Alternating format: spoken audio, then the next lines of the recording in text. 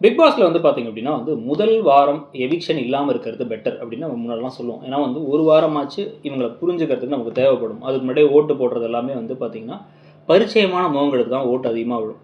ஒருத்தவங்களை நம்ம முன்னாடியே தெரியும், அவங்களுக்கு ஒரு ஃபேன் பேஸ் இருக்குது அப்படின்னா அதுக்காக வரும்.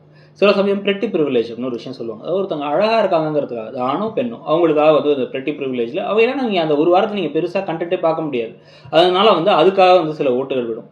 சில பேர் வந்து இன்ட்ரோவர்ட்டாக இருப்பாங்க. அவங்களுக்கு எடுத்த உடனே பழக முடியாது, சகஜமாக இருக்க முடியாது. அந்த மாதிரி ஆட்களுக்காக வந்து பார்த்தீங்கன்னா ஓட்டு விழாது. ஸோ இப்போ அந்த மாதிரி ஆட்கள் அவங்களுக்கு ஒரு இவ்வளோ பெரிய ஆப்பர்ச்சுனிட்டி கிடச்சி ஒரு வாரத்துக்குள்ளார வந்து அந்த கண்டென்ட் பசியை வந்து நம்ம தீர்க்க முடியாமல் இருக்கவங்கனால வெளில வந்துடுவாங்க.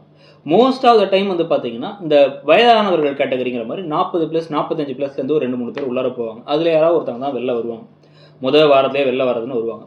இந்த தடவை வந்து பார்த்தீங்க அப்படின்னா வந்து இப்போ கண்டஸ்டன்ஸில் அதிகமான ஓட்டுகள் அன்அஃபிஷியல் ஓட்டிங்கில் வாங்கியிருக்கிறது யாருன்னு பார்த்தீங்கன்னா ஆதிரை. ஆதிரை வந்து பிகில் படத்தில் நடிச்சிருக்காங்க. அதை தாண்டி வந்து பார்த்தீங்கன்னா யமுனாவா மகாநதி சீரியலில் இருந்தாங்க. ஸோ விஜய் டிவி நேயர்களுக்கு பரிச்சயமான முகம் அப்படிங்கிறது அவங்களுக்கு ஒரு காரணமாக இருக்கலாம், அவங்களுக்கு அதிகமான ஓட்டுகள் வரதுக்கு. நேற்று வரைக்கும் வியனா செகண்ட் பிளேஸில் இருந்தாங்க. அது வந்து ஒரு பிரிட்டி ப்ரிவிலேஜ் நம்ம சொன்ன மாதிரி. இன்னும் அவங்க நிறைய விஷயங்களை வந்து அவங்க ஒரு கண்டென்ட் எல்லாம் கொடுக்க ஆரம்பிக்காட்டி முதல்ல அவங்கள பார்த்தோன்னே எனக்கு பிடிச்சிருக்குங்கிறதுக்காக போட்டவங்க ஓட்டுகளாக இருக்கலாம். ஏன்னா வந்து நீங்கள் பீப்புள் ஒப்பீனியன் வச்சு தான் இது வந்து நீங்கள் வந்து இதை செய்கிறதுனால தான் அப்படின்னு வரப்போகிறது இல்லைங்கிறதுனால அவங்களுக்கு ஓட்டுகள் 2வதாக வந்துச்சு. ஆனால் இன்றைக்கி நேற்று நடந்த அந்த திவாகருக்கு எதிராக வந்து சண்டைகள், அந்த ஒரு பக்கம் ரம்யா கூட சண்டை, ஒரு பக்கம் வந்து பார்த்திங்க அப்படின்னா வந்து அது ஒரு கேங் ஃபார்மேஷனில் டார்கெட் பண்ணுறதுங்கிற மாதிரி விஷயங்கள் நடக்கும். இவருமே ஒரு மாதிரி விசித்திரமான ஆளாக இருக்கிறதுனால நிறைய விஷயத்தை அந்த கண்டென்ட்டையும் அவர் யூஸ் பண்ணிக்க இப்போ வந்து பார்த்திங்கன்னா அவருக்கு ஓட்டுகள் நிறைய கிடைக்க ஆரம்பிச்சு 2வது பிளேஸ்க்கு அவர் வந்துட்டார். 3வது பிளேஸில் வியனா இருக்காங்க.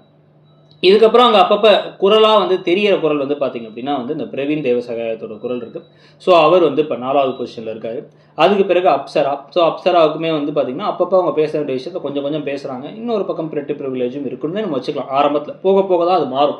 போக போக வந்து பார்த்திங்கன்னா ஒரு 5 வாரத்துக்கு அப்புறம்லாம் வந்து பிரிட்டியாக இருக்காங்க, பிரிட்டியாக இல்லை, இந்த ஸ்டாண்டர்ட் இந்த ஸ்டாண்டர்ட் உலகத்தை வந்து இதுதான் அழகுன்னு ஒரு ஸ்டாண்டர்ட் வச்சுருக்கதெல்லாம் தாண்டி ஒருத்தங்க நடந்துக்கிற விதத்துக்கான ஓட்டுகள் நமக்கு வந்து அவங்கள வந்து எந்த அளவுக்கு வந்து ஒரு ஈர்ப்பு வருதுங்கிறத வச்சு ஓட்டுகள் வர ஆரம்பிக்கும். இப்போதைக்கு அப்சராவும் வந்து இந்த வாரம் எவிக்ஷனில் தப்பிச்சிருவாங்க அப்படின்னா 2 பேர் டேஞ்சர் ஜோனில் இருக்காங்க, ரெட் ஜோனில் இருக்காங்க.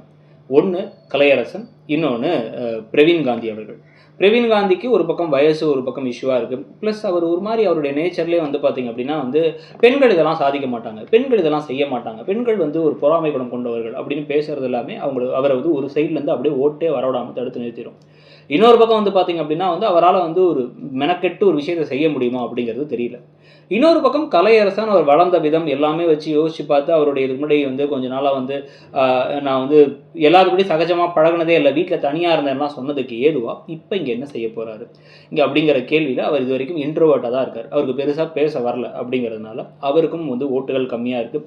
கலையரசனா பிரவீன் காந்தியா இந்த 2 பேரில் யார் வெளில போக வாய்ப்புகள் அதிகம் நீங்கள் நினைக்கிறீங்க, யார் போனால் பெட்டர் நினைக்கிறீங்கிறத சொல்லிவிட்டு மறக்காமல் அப்படியே நம்ம இடம்பொருள் சேனலையும் சப்ஸ்கிரைப் பண்ணிக்கோங்க. நம்ம இன்னொரு சேனலான இடம்பொருள் நோவையும் சப்ஸ்கிரைப் பண்ணிக்கோங்க. அதில் ஷார்ட்ஸ் வீடியோலாம் போடுவோம். தேங்க்யூ.